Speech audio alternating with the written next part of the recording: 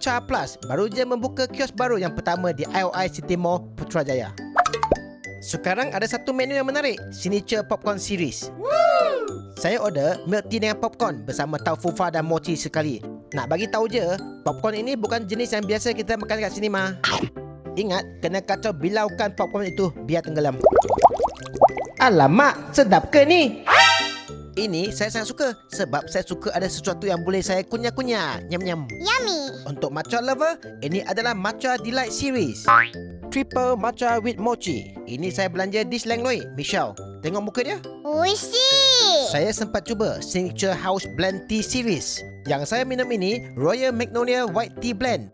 Every single sip, the aroma tea ini bermain kejap-kejap di dalam mulut. Mantap. Dina dan Zeti pun approve. Overall bagi saya, no one make better tea than Tongcha.